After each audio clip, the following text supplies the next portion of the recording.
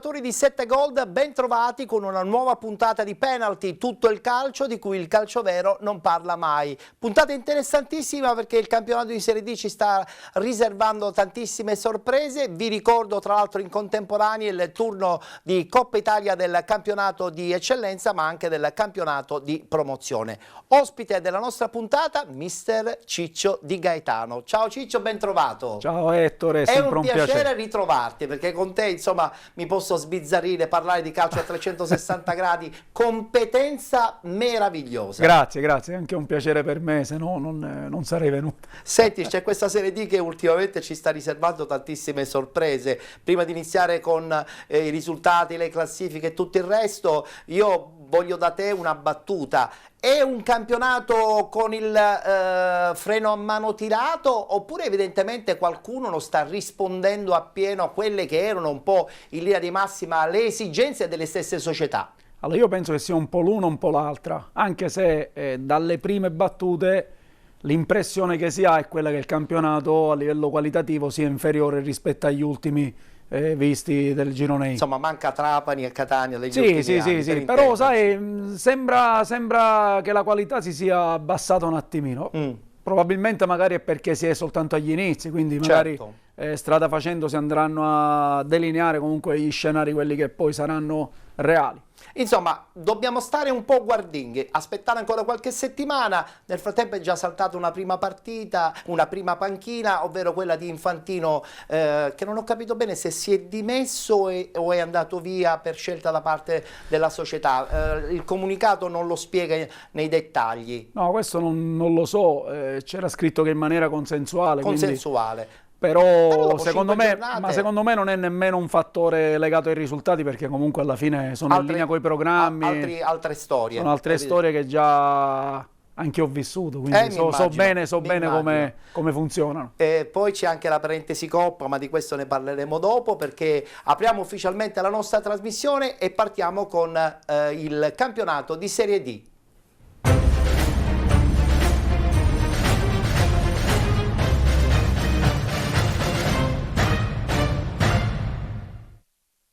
Guardiamo subito i risultati delle partite che si sono svolte domenica. La Gelbison che pareggia con il Milazzo 1-1, pareggio tra Messina e Paterno Calcio, pareggia anche il Ragusa Calcio contro la Nissa FC, pareggio anche tra Savoia 1908 e Regina 1914, vince invece la Vibonese Calcio 1-0 con la Castrum Favara, pareggio tra Vigor Lamezia e Sambiase, perde il Città di Acireale in casa dell'Athletic Club Palermo che continua a stupire sempre di più, pareggio anche tra Nuovi Gia Virtus ed Enna Calcio ed infine San Cataldese che batte il Città di Gela per 1-0. Sconfitta a San Cataldo ma che stranamente rimane al primo posto in classifica per un giro di risultati accaduti proprio domenica. Città di Gela al primo posto con 10 punti, 9 punti Savoia, 9 Gia Virtus ed Athletic Club Palermo, con 8 punti Gelbison, Sambiase, Nis FC e Vibonese Calcio, con 7 punti Castrum Favara e Vigor Lamezia, 6 punti per il Milazzo, con 5 la Regina 1914, 4 punti per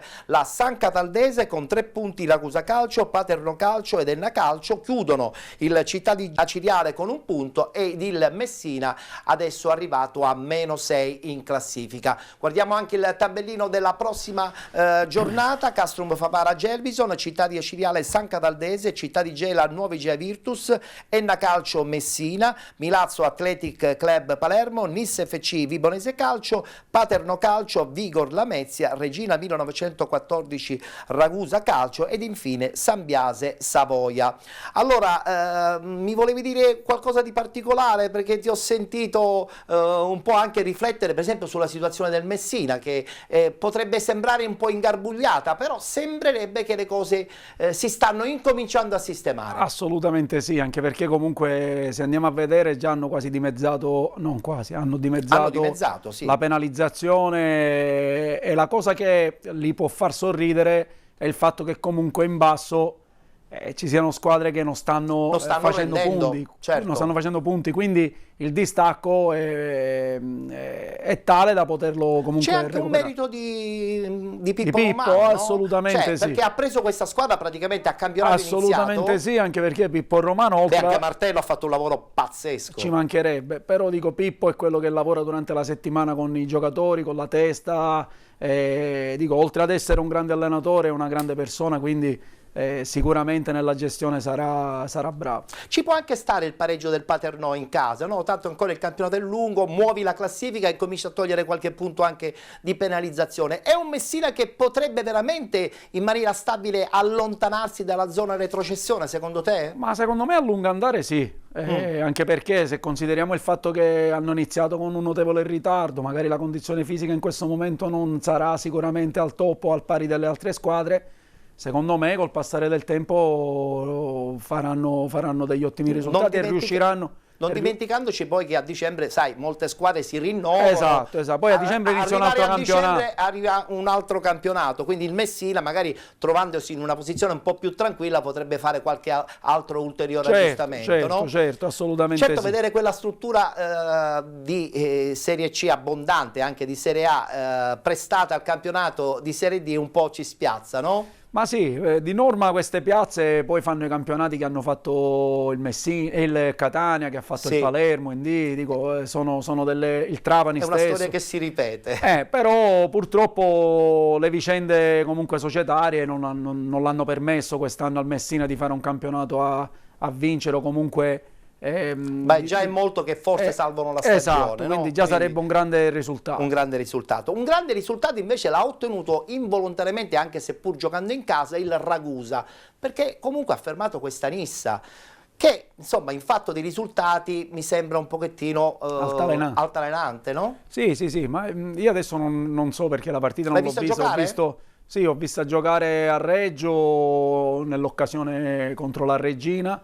E lì diciamo, hanno avuto 2 o 3 palle gol importantissime, nate da ripartenza, quindi non mi hanno fatto impazzire, sai, come quando tu vedevi il Siracusa l'anno scorso. Sì, è vero. Ma nulla, cioè, non mi permetterei mai, quello che vedo da fuori, sto parlando come un tifoso, un appassionato. Beh, da osservatore. Quindi non mi ha dato quella sensazione che negli anni precedenti mi hanno dato le squadre che poi hanno stravinto il campionato. Mentre invece l'obiettivo della società, come hai detto bene tu, è quello di vincere. Sì, comunque di lottare comunque ai piani alti, però lo può fare tranquillamente. Dico, non so che tipo di problematiche, se le hanno o non le hanno, dico, però una squadra che sulla carta è davvero forte sta stentando parecchio, così come stenta la Regina.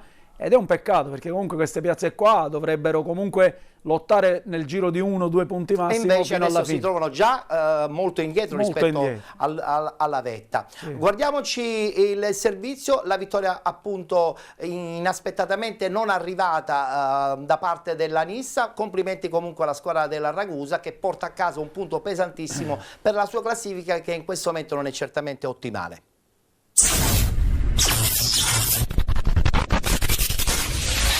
Una Nissa carica e rinvigorita dalla folle rimonta sul Castrum Favara nel turno infrasettimanale fa visita all'Aldo Campo di Ragusa con un solo obiettivo: tornare a casa con i 3 punti e lanciarsi nelle zone alte della classifica, lì dove la squadra di mister di Napoli è stata costruita per competere.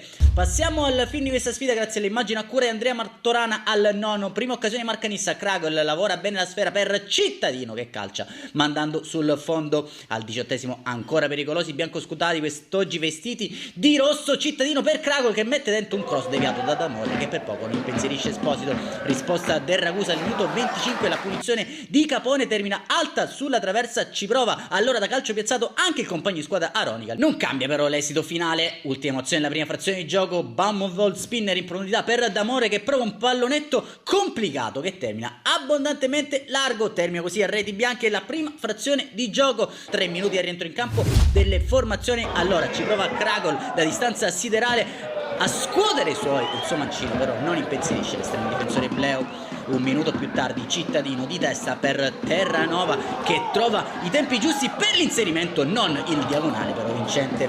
Al 56esimo batte un colpo il Ragusa, palla sulla destra per D'Amore, che mette dentro un bel cross per Sinatra, che la gira bene di testa, trovando però una gran risposta da parte di Castelnuovo, che manda in corner e salva porta e risultato. Nissa che ci riprova 4 minuti dopo l'ora di gioco. Rapisarda prova a suonare la carica mandando in verticale Terranova, che passa sull'automancino, mette dentro per il compagno di squadra Rodulo, che non trova però la deviazione vincente.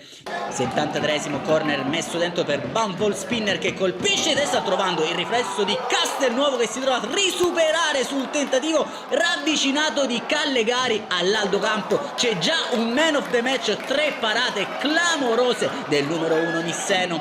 Nissa che ci prova nel finale con un lancio in profondità per Terranova, che aggancia bene la sfera da buona posizione, prova a sistemarsi sul mancino, che termina fuori dal campo all'Aldo Campo di Ragusa, pari e patta 0-0. Una Nissa arrivata un po' scarica dopo la rimonta nel turno infrasettimanale, si deve accontentare di un punto. Un saluto amici appassionati, appuntamento come al solito alla prossima.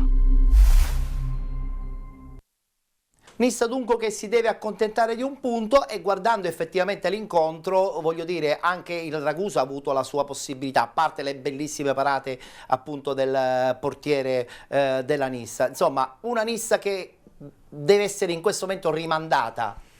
Ma guardando le immagini, dico, gli highlights, sembra che il Ragusa avrebbe meritato ampiamente la vittoria, però come dicevi tu, accontentarsi di questo punto domenica secondo me è la parola esatta. Bravo. Però voglio dire, è sempre una squadra che già da domenica ha la possibilità di dimostrare che comunque è stata un periodo. È a un bivio?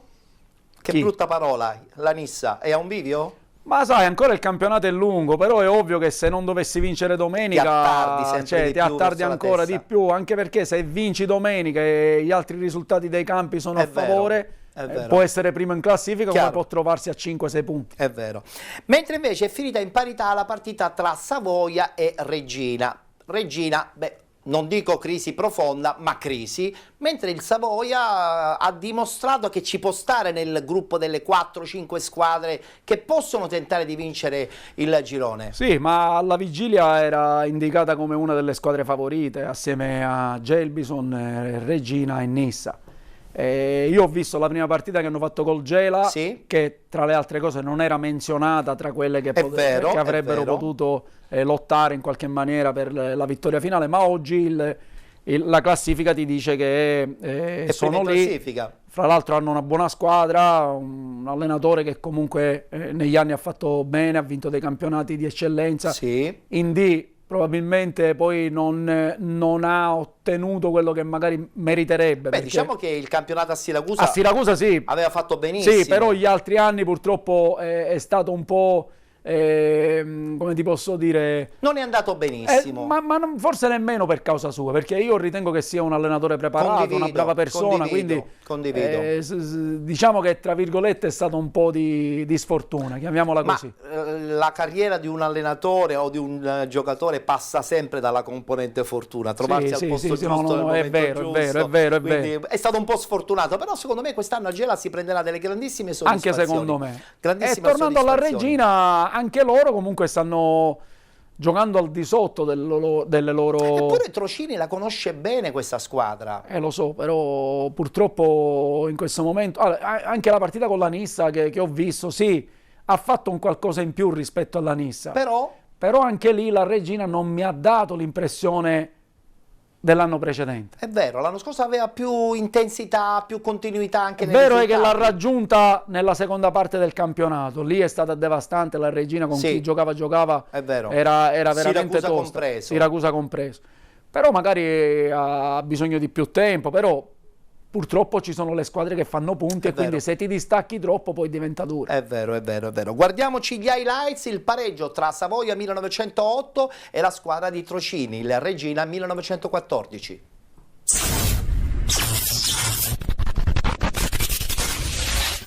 L'atmosfera sicuramente è quella delle grandi occasioni, dei grandi pomeriggi. La Regina deve assolutamente reagire dopo lo scivolone interno contro la Gelbison. Bruno Trocini e tutti i tifosi Amaranto si aspettano di più e qui ci prova subito Edera, pallone dentro per Adriano Montalto, anticipato, una Regina che parte subito bene, subito forte, ma dall'altra parte reagisce il Savoia con questo tentativo di Meola in profondità. Qui la Regina costretta ad arginare questa occasione, Lago Nigro in uscita ma nulla di fatto nonostante il tentativo pericoloso. Totti Porcino nel rigore cercando un pertugio giusto, ma il Savoia si difende con ordine molto bene. Ancora Porcino, protagonista in questo avvio di match. Cross, ancora una volta il Savoia ben ordinato, provando a dire di no a tutti gli attacchi della Regina, ma qui non può nulla perché calcio di rigore. Adriano Montalto steso da parte della difesa del Savoia e Antonino Barilla dal dischetto contro De Lorenzo, non fallisce e porta la Regina in vantaggio in casa del Savoia. È un gol che potrebbe essere importante anche per il morale, ma non demorde ancora una volta il Savoia, provando in questo caso ad arginare con Adejo, duelli e controduelli, il pallone che resta lì. Attenzione perché veramente in questo caso si crea un parapiglia. Queste sono le immagini, giudicate voi. Doppia ammonizione per un Savoia che in questo caso su calcio di punizione scheggia la traversa. Non poteva arrivarci Lago Nigro su questo tentativo, su questo calcio di punizione. Un secondo tempo dove la Regina deve difendere il gol del vantaggio. Un Savoia che prova ad attaccare, un tentativo nuovamente per gli Amaranto con un pressing di Laribi. Calcio di punizione per il Savoia, il cross in area di rigore. La palla finisce ancora una volta nei confronti della Regina che prova a difendersi in questo caso. E dall'altra parte questo tentativo del Savoia che pareggia i conti. Il gol di Ledesma. Munoz se ne va, ne supera 2 addirittura Lago Nigro, ma si fa saltare troppo facilmente Palumbo. Ci prova Di Grazia qui, bella la parata ma non è finita, si resta sull'1-1. Il tentativo di Adriano Montalto, paratona ad impedire il nuovo vantaggio, ma la Regina che spinge fino alla fine. Altra paratona, il cross, il tentativo di volée, poi Montalto, ma finisce qui. Savoia 1, Regina 1, solo un punto per gli Amaranto di Bruno Trocini.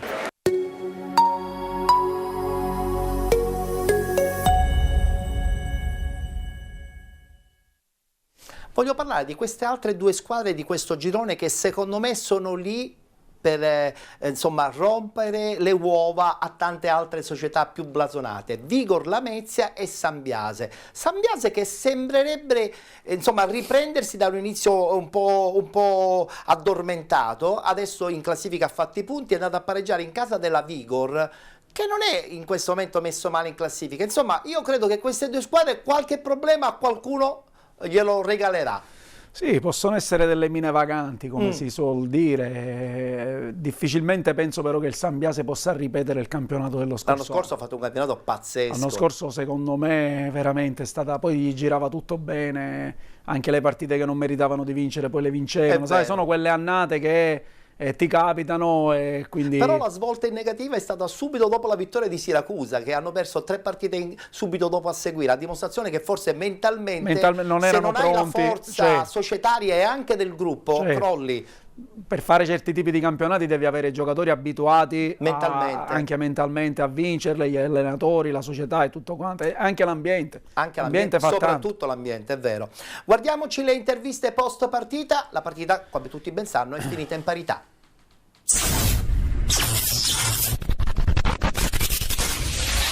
Questa volta la squadra ha tenuto testa per 90 minuti.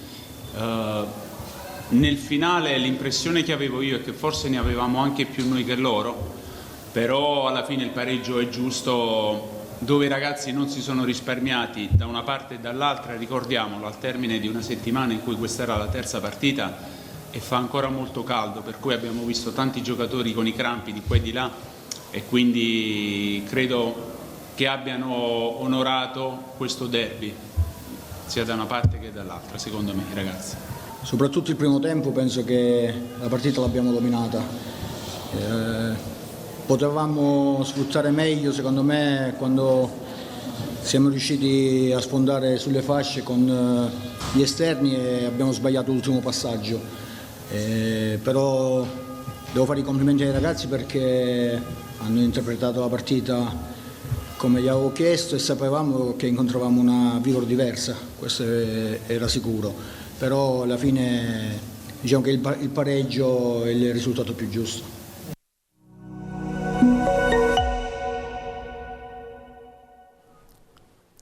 Vigor Lamezia e Sambiase 0-0, invece dobbiamo parlare adesso della sorpresa, perché secondo me lo è, dell'Athletic Club Palermo, in positivo chiaramente, perché da neopromossa sta facendo un campionato secondo me coi fiocchi. Direi una bella sorpresa. Una bellissima sorpresa. Te Sono l'aspettavi? Così bene no. No. Però sono contento perché dentro ci sono tanti amici, tra immagino. giocatori, dirigenti, insomma, staff, quindi sono davvero felice per loro. Ma è una società che può avere futuro, sempre di più. Assolutamente sì. Ma infatti prima guardando la classifica, se andiamo a vedere sia il Gela che l'Athletic Palermo sono due neopromosse. Sì. E la dice lunga il fatto che comunque stanno programmando pian piano uno sviluppo societario, uno sviluppo... Quindi tu dici, non succederà forse quest'anno che il campionato lo possono vincere, però buttano le basi. Secondo me sì. Costruiscono il grattacielo. Secondo me sì, perché sono una società solida, una società seria. Sì. Il Gela sinceramente non li conosco, però penso che per ottenere questi risultati debbano essere anche loro. Duro. Esatto, quindi, però per quanto riguarda l'Athletic, credo che stanno cercando di attorniarsi di persone competenti, di persone che hanno fatto calcio in una certa maniera. Marinetti lo dimostra, lo no? testimonia, cioè certo. Conferma che l'obiettivo c'è. Assolutamente sì, quindi stanno cercando di strutturarsi pian piano non solo dentro al campo ma anche fuori per tentare, penso, di diventare a tutti gli effetti la seconda squadra di Palermo. Strutturarsi bene all'interno della società, quello che forse non sta succedendo invece dall'altra parte, cioè il Città di Aciriale, no? Sì, l'arrivo di Strano, l'arrivo di Cammarata, l'arrivo di Coppa, il presidente che in questo momento non ha un bel feeling con tutto l'ambiente, ha probabilmente creato una polveriera. I risultati non arrivano, siamo alla quinta sconfitta e a questo punto c'è da pensare che probabilmente bisogna rivedere qualcosa? Non mi devi rispondere da tecnico. No, io parlo da osservatore e ti dico che io penso che quando un presidente investe dei soldi, comunque, perché penso che comunque li investa e come, mette dentro passione, non dovrebbe comunque coinvolgere all'interno della squadra il figlio. Lo dico in maniera proprio spassionata perché comunque primo è risaputa questa cosa. Metti in difficoltà anche il ragazzo perché all'interno dello spogliatoio, sai, i calciatori parlano del presidente, della società, quindi non si è mai liberi di parlare, quindi anche il ragazzo stesso secondo me si trova in difficoltà e avrebbe comunque una visibilità migliore in un'altra squadra. Condivido. Potrebbe fare esperienze in un'altra squadra. Quindi secondo me il primo errore è questo. Non mi voglio, cioè per carità, però è una lettura che in molti hanno fatto. E quindi già questa qua ti fa apparire comunque alla tifoseria come quello che ha fatto la squadra per fare giocare il figlio. Cosa che poi probabilmente non è così. Assolutamente. Però porti la gente, soprattutto quando i risultati non arrivano. A prenderla come prima causa. È successo qualcosa un paio di settimane fa con il portiere della San Cataldese, la stessa cosa. creando giustamente dei malintesi. La stessa cosa, quindi non è nulla di personale contro la Ciriale, ma è della situazione, della situazione che si verifica. Però è anche vero che al di là di questa situazione io parlo della contestazione verso la società, che magari i tifosi possono essere portati a contestarlo perché infatti scherzosamente la chiamano come San Di Maurese, San Maurese, una cosa del genere. Ho letto qualcosa. Poi i tifosi della Ciriale sono esigenti perché comunque la piazza è una grande piazza, una piazza importante. Anche se dovrebbero dimenticare la Serie B. Quello è vero. È così come è successo a Catanzaro. A Catanzaro prima si parlava sempre di palanca. E il Catanzaro era sempre tra Serie Bisogna C. scrollarsi da dosso Il passato è passato, devi vivere del presente, quindi... Il problema è che il presente in questo momento non è certamente positivo, e anche la posizione di Coppa, tra l'altro sono arrivati 5 turni di squalifica, perché insomma ha inveito contro l'arbitro, e su questo insomma... E questo purtroppo penso, parlo in maniera generale, quando un allenatore prende 5 giornate di squalifica, perché probabilmente non senti la serenità, non senti la fiducia, e quindi magari sai... cerchi il riparo sul nervosismo, perché sia venerdì che domenica. Sì, lui è un tipo caldo, ha voluto un tipo focoso, però... le interviste con la stampa. Sì, ho letto pure su questa cosa qui forse bisogna anche rivedersi un pochettino. Ma sai, ognuno di noi, io penso che la sera quando va a letto deve farsi un esame di coscienza, un excursus della giornata, e capire dove hai sbagliato, dove hai fatto bene.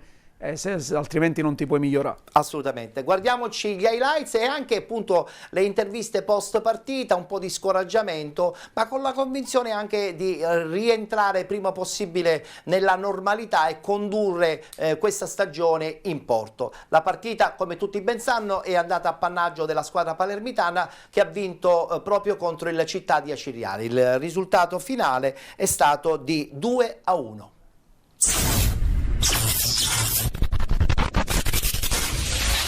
Non ho mai fatto una cosa del genere, ma non mi va di rispondere al giornalista Andrea Cataldo.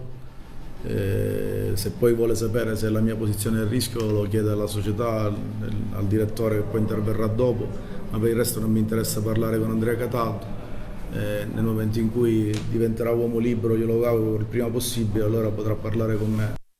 Sicuramente dobbiamo essere più bravi, abbiamo delle responsabilità, ripeto, quello di non aver chiuso la partita in 10 almeno per ben 3 volte, lo continuo a ripetere perché mi rimbalzano sempre quelle palle davanti alla porta, altrimenti stavamo qui a parlare di una vittoria credo strameritata fino a quel momento, poi preso l'1-1 al 43esimo,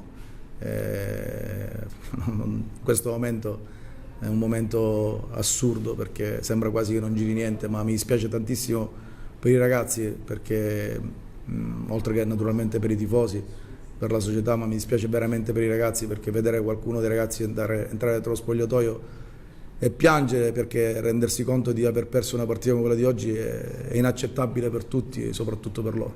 Si era messa male per noi, però devo dire che la squadra ha avuto una grande reazione, siamo una squadra che non molla mai, questo l'abbiamo dimostrato. Mi dispiace che potevamo metterla più, diciamo, in discesa, soprattutto nella prima parte, che abbiamo avuto delle occasioni dal rigore, insomma, poi anche altre occasioni poi se eravamo un pochino più cattivi. Diciamo che l'unico appunto che posso fare oggi è che la prima parte eravamo un pochino, ma non proprio in partita sotto l'aspetto della cattiveria, e ci è venuto un po' a mancare. Non possiamo fare altro che lavorare e venirne fuori con il lavoro.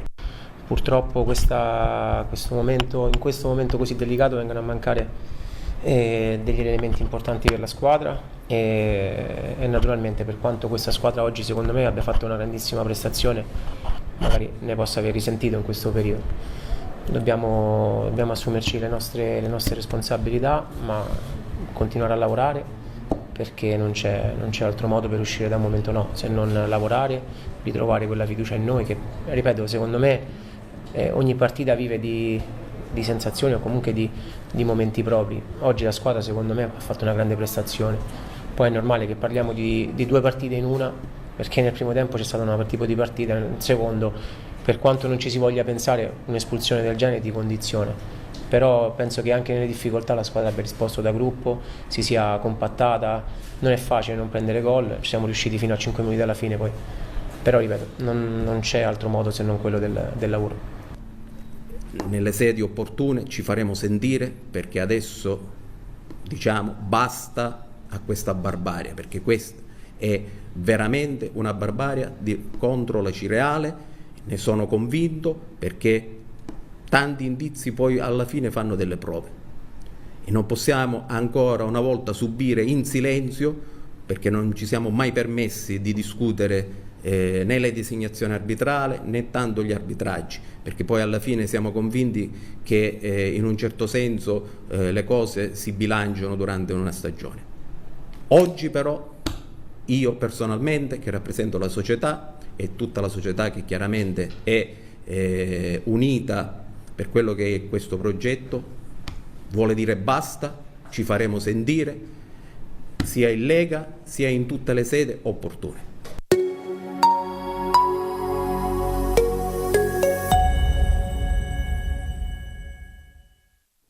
Dichiarazioni forti anche da parte del dirigente Aragonesi, a dimostrazione insomma che forse probabilmente un esame di coscienza comunque va fatto all'interno del gruppo, non soltanto tecnico ma anche e soprattutto dirigenziale, ma questo è un nostro pensiero e ce lo teniamo per noi. Giriamo pagina perché dobbiamo parlare della nuova Igea Virtus. Beh, lì un po' il cuore ti batte, dai, che dici? No, vabbè, ma io comunque... Ti sei trovato bene però, sì, anche sì, se sì. poi è andata come è andata. Ma guarda, io ti dico la verità, io quando sono arrivato a Barcellona ho pagato realmente una cosa che non mi sarei mai aspettato. Il fatto di aver sostituito Ferrara, che è un allenatore di Barcellona. In quella zona. Molti mi hanno visto come la causa dell'esonero di Ferrara, cosa che non è. Assolutamente. E quindi ancora oggi molte persone mi guardano con un occhio sbagliato. Non Però, sapendo invece che comunque no, poi ma tu si hai fatto attaccano, bene. sai, ma si attaccano alle 7 sconfitte di fila. Ok, sono arrivate, vero, ma sono arrivate con una squadra che io avevo trovato.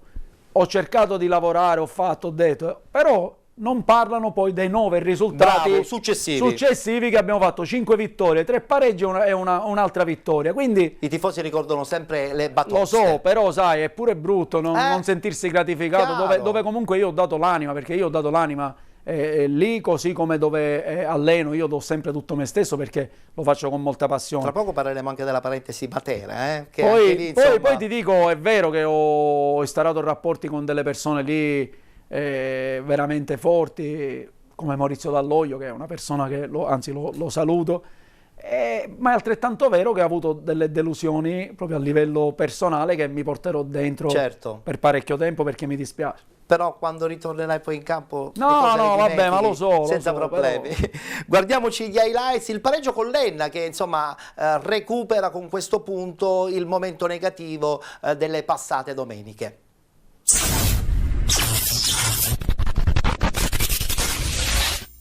L'Igea Virtus rallenta ancora dopo il pari esterno contro l'Atletic Palermo. Arriva un altro 2-2, questa volta dal Contres Barone contro Nenna Maidoma, capaci di riacciuffare il risultato per 2 volte. Partono forte gli ospiti, subito pericolosi. De Falco è strepitoso sulla prima conclusione, poi Camarà spreca tutto calciando fuori da 2 passi. L'Igea risponde con cinismo. Al 20° Calafiore scarica una sassata da fuori aria che fulmina testa grossa. Esplode il dal Contres Barone, secondo centro in campionato per il centrocampista barcellonese.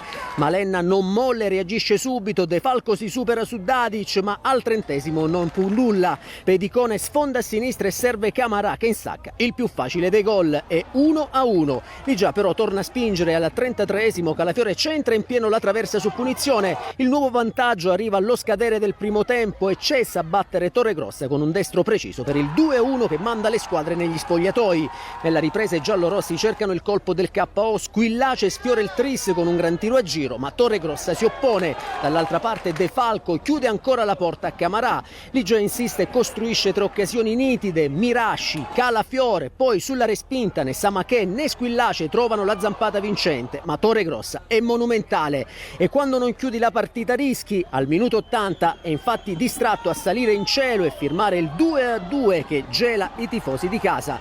Nel finale addirittura l'Enna sfiora il colpaccio. De Falco dice ancora di no, deviando sul palo il mancino velenoso di Ciuna. Finisce 2-2, l'Igea resta imbattuta e sale a quota 9, ma spreca l'occasione di volare in testa da sola. L'Enna invece strappa un punto d'oro e sale a 3, continuando la rincorsa verso la salvezza.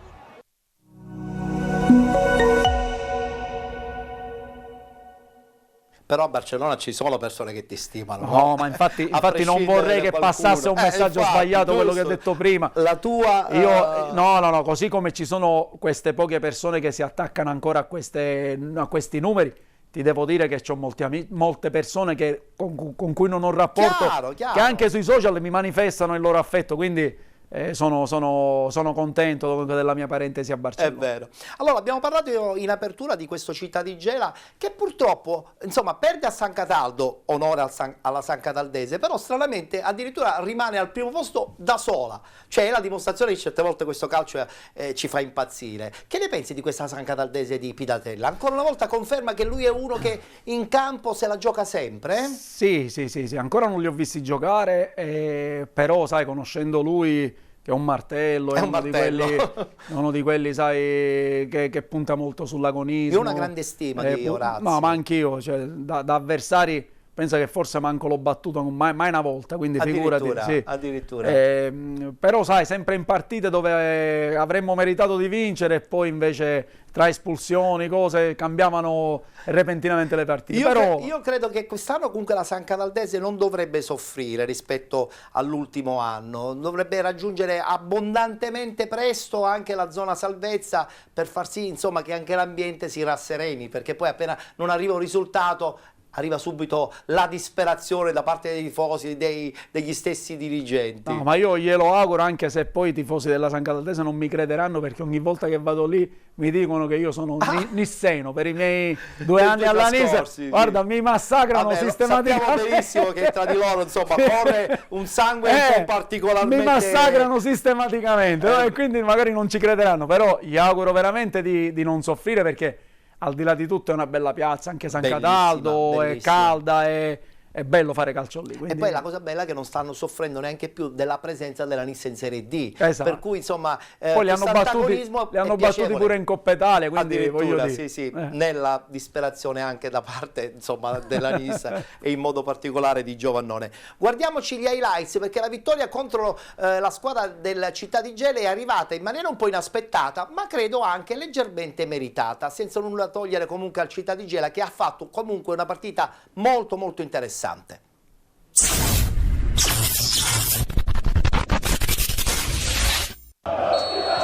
Fischio d'inizio, è cominciata San Cataldese Gela. Da loro rimette il pallone, Viglianisi prova il destro, troppo schiacciato. Di testa all'indietro di Vincenzi, che favorisce in qualche modo Caetano. Ancora Caetano, prova la conclusione. Il pallone per Viglianisi, Viglianisi scavalca un avversario, prova il tiro. Allora all'indietro da Viglianisi, che prova addirittura la conclusione da lontanissimo. C'è Ferrigno sulla sfera, battuta di Ferrigno sul secondo palo, Sandona di testa e mette in corner Minus. È tutto pronto, arriva il fischio del direttore di gara, comincia il secondo tempo di San Cataldese Gela. Sartore, ancora Sartore, arriva fino in fondo, mette il cross sul secondo palo, il colpo di testa, la parata di Maravigna. Argentati che mette un cross, la parata incredibile sul colpo di testa di Sarao, grandissima respinta di Maravigna. Ancora cross, Sandona allontana, poi un cross, pallone messo in mezzo e allontana definitivamente Di Rienzo. Va Chironi, secondo palo, Sandona non riesce ad arrivare bene. Chironi, Rozzi prova ad approfittare del pallone, Rozzi, e gol! Arriva la prima rete in maglia verde amaranto di Antonio Rozzi, che approfitta del gioco del compagno di reparto Castro per siglare la rete dell'1-0. Arriva il fischio dell'arbitro, parte Bollino, il pallone che si spegne sul fondo e arriva il triplice fischio del direttore di gara. Si conclude qui, San Cataldese 1, Gela 0.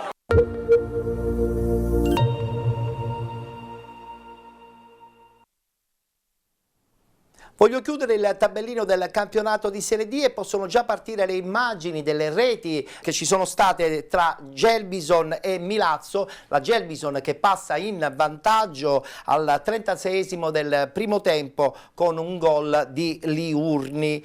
Gelbison che a questo punto ci fa capire insomma, che anche lei può cercare di entrare nel novero delle squadre che possono aspirare a vincere. Però è anche vero che il Milazzo è riuscito a pareggiare quasi sul finire, al 47esimo con Currò, a conferma che insomma anche il Milazzo da neopromossa si sta comportando benissimo e siamo contenti perché sappiamo benissimo che anche la piazza di Milazzo per storia non è indietro a nessuno. Ed infine abbiamo anche a seguire il gol vittoria della Vibonese al 39esimo minuto del secondo tempo. La rete è stata realizzata da Marsico. Vibonese Calcio che anche lei insomma può aspirare, insomma. Io sono dell'idea che quest'anno veramente sarà un terno al lotto. In questo momento non abbiamo la minima idea di chi può vincerlo questo girone I, mentre negli altri anni potevamo già bene o male immaginare un risultato finale. Quest'anno alla quinta giornata è tutto un punto interrogativo. Ma penso che sia anche più bello, no? Condivido. Anche perché comunque, ci piace. Sì, anche perché molte squadre possono ambire a tutto questo e quindi si vedranno partite belle, penso, fino alla fine, con squadre che, come dici tu, possono vincere, squadre che si devono salvare, che avranno la difficoltà di incontrare squadre che lottano per un qualcosa. Insomma, alla fine si possono insomma, spezzare in due queste classifiche, una classifica che tenterà di vincerlo e una classifica che invece tenteranno di salvarsi. Penso di sì. E forse nella parte finale sarà sempre come al solito ingarbugliata. Ci dobbiamo fermare, abbiamo la pubblicità, tra poco rientriamo, parliamo subito anche dei 2 gironi del campionato di eccellenza con il nostro ospite, mister Ciccio Di Gaetano.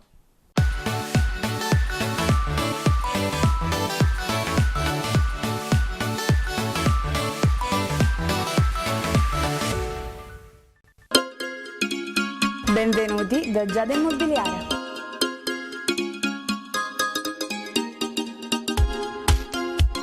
La professionalità come punto di partenza, la qualità dei servizi come riferimento essenziale. Tutto questo è Giada Immobiliare di Giuseppe D'Antoni.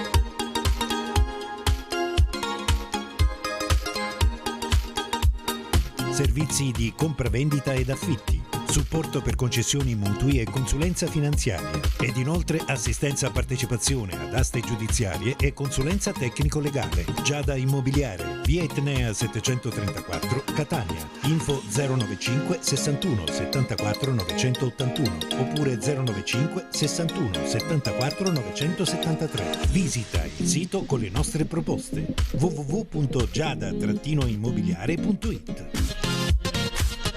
Giada Immobiliare, insieme a te per comprare e vendere.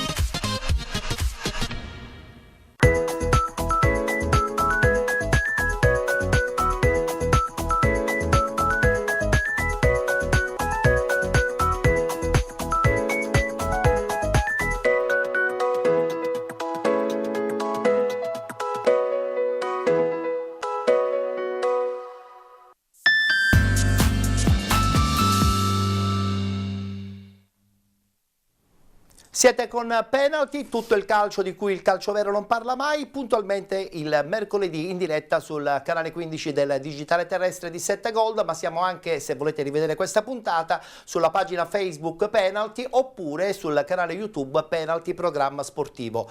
Partiamo subito con il campionato di eccellenza, lo facciamo con il girone A.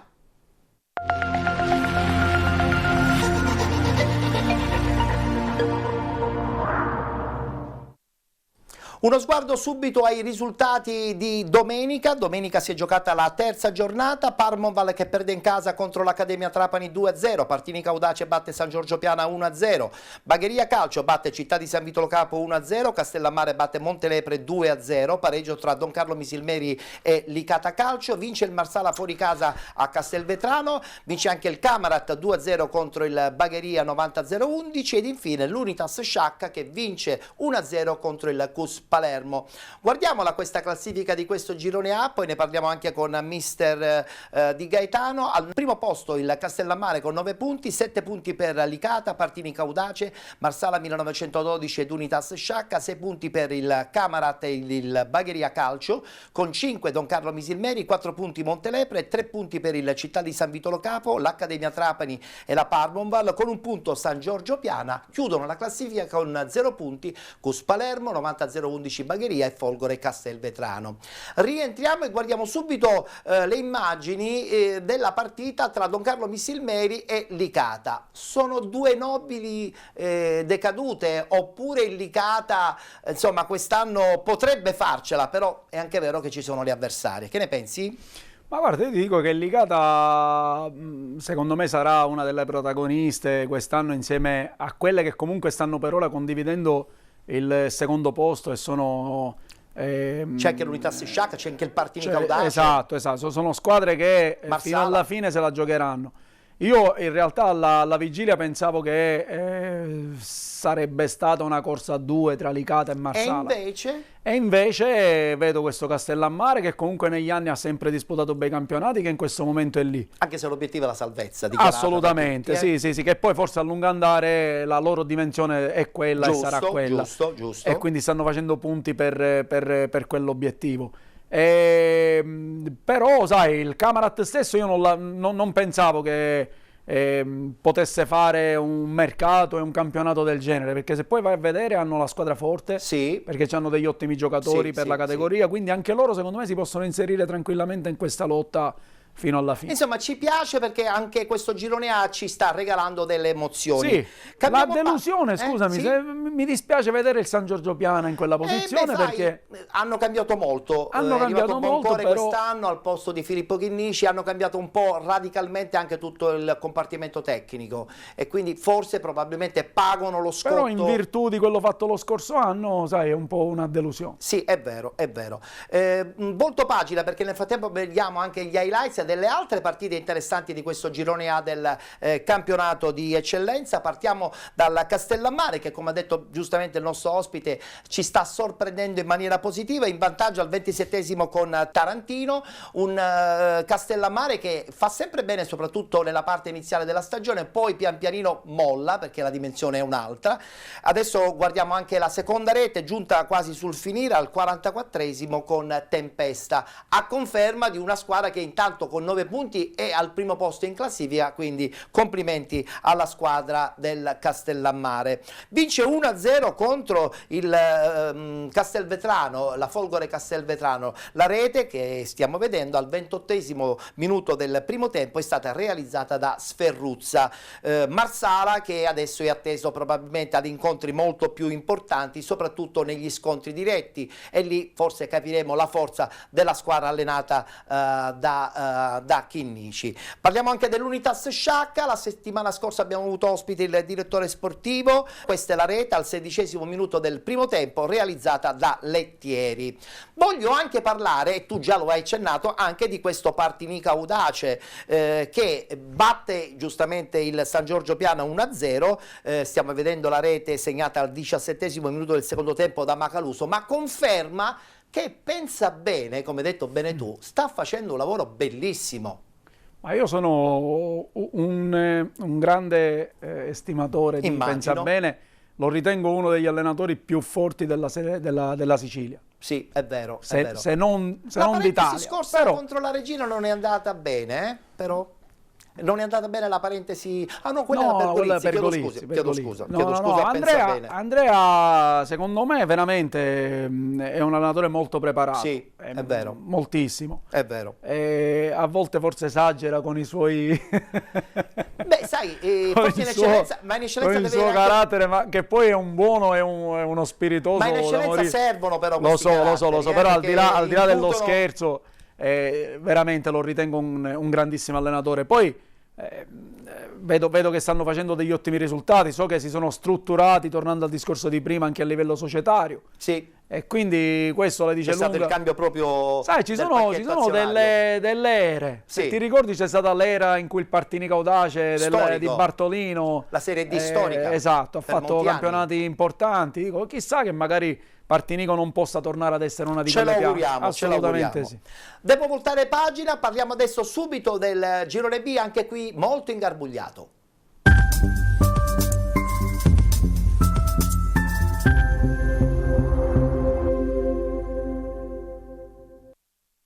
Anche qui si è giocata la terza giornata di andata, eccola qua la schermata con i risultati. Abbiamo l'Atletico Catania 94 Via Grande che vince contro il Gioiosa 2-1, vince anche il Calcio Avola 1949 contro il Modica Calcio per 1-0, Giarre Calcio batte San Fratello Acquedolcese 4-1, Mazzarone Calcio che pareggia contro l'SC Palazzolo 2-2, vince il Messana 1966 addirittura 5-2 contro il Melilli, vince anche il Vittoria fuori casa contro la Nebros, pareggia il Niscemi 1-1 contro la Leonzio 1909 ed infine il Rosmarino che batte la Leonfortese per 4-2. Guardiamo anche la classifica, lì possiamo già immaginare che sarà una lotta continua, soprattutto con queste squadre di testa. Messana 1966, Mazzarone Calcio, Atletico Catania 94 Via Grande, Leonzio 1909 e Calcio Avola 1949 con 7 punti, con 6 il Vittoria insieme al Rosmarino, 4 punti per Giare Calcio e Modica, 3 punti per Gioiosa e Melilli, con 2 il Niscemi FC, con 1 punto Nebros, Leonfortese ed SC Palazzolo, 0 punti in classifica il San Fratello Acquedolcese. Abbiamo le immagini di un big match dove il Città di Avola batte la corazzata Modica. Ti sorprende oppure ci sta pure questa cosa? No, ma ci sta pure perché comunque l'Avola anche lo scorso anno ha fatto un campionato strepitoso e si trova nelle condizioni finale di potersela... tra l'altro, Esatto, si trova nelle condizioni di potersela giocare con tutte le altre squadre. E il fatto stesso che, appunto, guardando la classifica, manca soltanto all'appello il Modica, a causa di questa sconfitta. Però è strano perché le squadre di Raciti partono sempre a razzo in campionato. Quest'anno quel campionato lì secondo me sarà veramente tosto, anche perché dico, a parte le altre squadre, vedi Vittoria, Avola stesso e Modica che anche lo scorso anno se la sono giocata comunque fino alla fine. Sì. È venuto a mancare l'anno scorso l'Atletico Catania. È vero. Cosa che quest'anno pronti via è già lì e sta facendo dei risultati importanti. È anche vero che Sirigu conosce bene l'ambiente da ex calciatore proprio dell'Avola e insomma ha portato l'Avola dalla promozione all'eccellenza, è arrivato in finale di Coppa. Conferma che conoscendo l'ambiente si può lavorare anche con più serenità forse, no? Assolutamente sì. Io sono uno di quelli che pensa che sei avvantaggiato se conosci l'ambiente perché richiedi meno tempo per ambientarti, è vero. Richiede meno tempo per capire quelle che sono le esigenze locali, il modo di pensare della gente, il modo di pensare dei dirigenti, perché comunque ti muovi meglio. Ti muovi meglio. Bene, rientriamo in studio e nel frattempo possiamo già far scorrere anche alcune immagini delle altre partite, anche quella dell'Atletico Catania. Hai detto bene, l'Atletico Catania quest'anno probabilmente non è escluso che possa trovare la quadra giusta e sorprendere. Questa è una gran bella rete di Grasso. Conoscerai Peppe benissimo. Grasso, sì, l'ho avuto a Palazzolo. Tra l'altro sottolineiamo che il Gioiosa è riuscito anche a pareggiare sì, inaspettatamente, sì. Però Galfano lo conosciamo, è uno che non molla mai e quindi avrà dato ulteriore carica alla squadra del presidente Proto. Infatti poi nel finale altro personaggio importante del calcio siciliano, Randis, porta in vantaggio di nuovo l'Atletico Catania. Nel frattempo che scorrono le immagini, tra poco vedremo anche la goleata di questo Messana 1966 che secondo me è veramente la squadra rivelazione e poi ha ritrovato un bomber doc che è Antonio Cannavò. Ma sai, che era un lusso in promozione. Rivelazione, guarda, anzi prima mi sono dimenticato di citarla perché non credo sia una rivelazione. Anche io sono di questa idea che non sarà una rivelazione. No, anzi secondo me è una certezza di questo campionato perché se vai a vedere comunque hanno preso dei giocatori importanti, su tutti credo Giovanni Biondo, se vai a vedere. Biondo, sì. Dove Giovanni è uno di quelli che si cala immediatamente nella categoria. Lui non pensa che l'anno precedente ha fatto la Serie D o per 10 anni ha fatto la Serie D. Questo serve da spunto anche per tutto il gruppo Assolutamente sì, questo qua è un motivo di crescita per tutti gli altri perché lui è sempre d'esempio, guarda, ha fatto pure gol se non sbaglio di recente, quindi è uno che sai che uno di quei giocatori che poi ti trascina in silenzio, ma lo fa. Poi dentro ci metti un elemento poi come ci metti Cannavò che comunque il gol ti aiuta a fare la differenza. Il gol ce l'ha nel sangue. D'altra parte sappiamo benissimo quello che ha fatto a Licata un paio di anni fa. Antonio veramente grande talento del calcio siciliano. Sì, meraviglioso, ragazzo meraviglioso. È vero.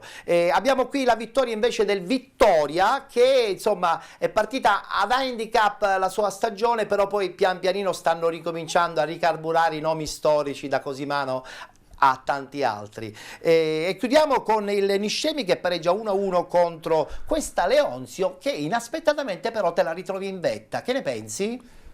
Questa può essere la sorpresa di cui parlavamo prima. Insieme alla Messana, anche se la Messana forse c'ha più certezze. Sì, che magari a bocce ferme non pensavi che magari alla quarta giornata. Questa è la terza giornata. La terza giornata potesse trovarsi lì, però buon per loro. Benvengono. Allora, rientriamo in studio, passiamo alla parte conclusiva della nostra trasmissione.